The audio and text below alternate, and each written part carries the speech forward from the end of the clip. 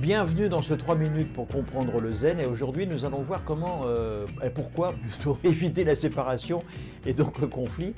Le texte nous dit ceci: tous les objets des sens sont en interaction et pourtant ne le sont pas. L'interaction entraîne la solidarité, sans quoi chacun reste sur sa position.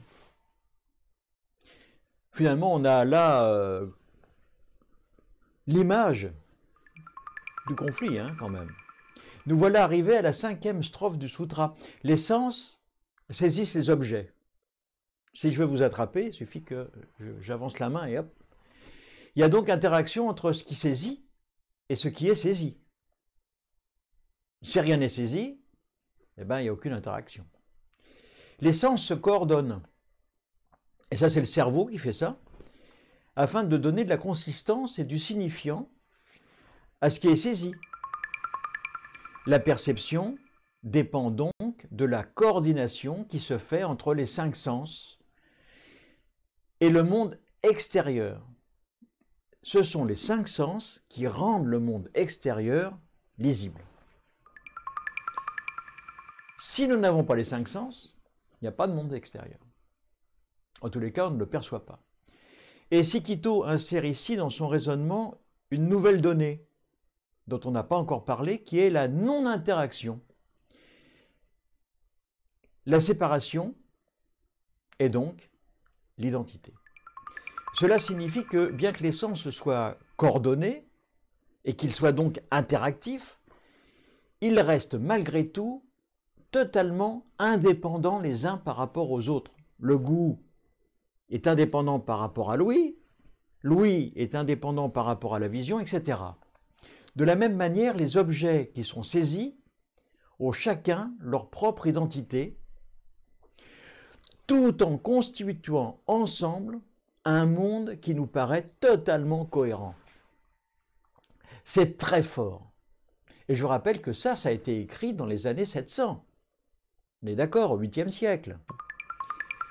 Dans ce poème, nous devons donc retenir que l'harmonie rend ce monde cohérent. C'est l'harmonie qui fait ça.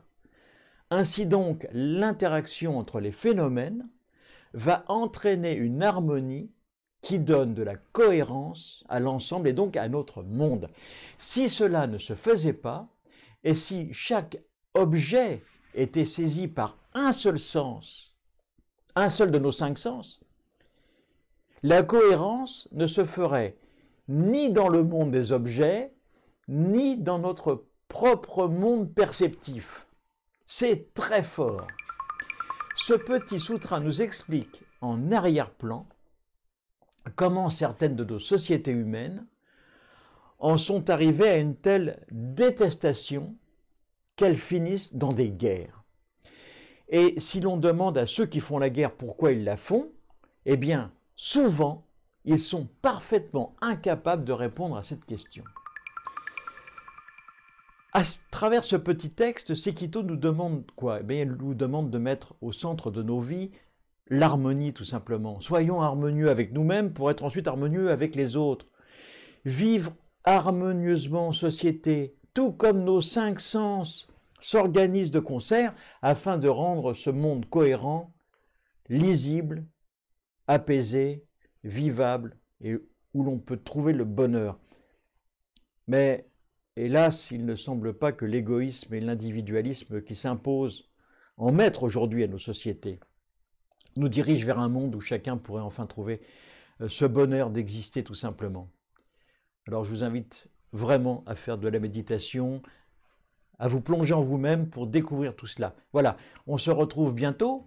Et n'oubliez pas que la petite phrase de fin est très importante. Par l'effort, la vigilance, la discipline, la maîtrise de soi, le sage se crée une île que l'inondation ne submerge pas, nous dit le Bouddha. À bientôt.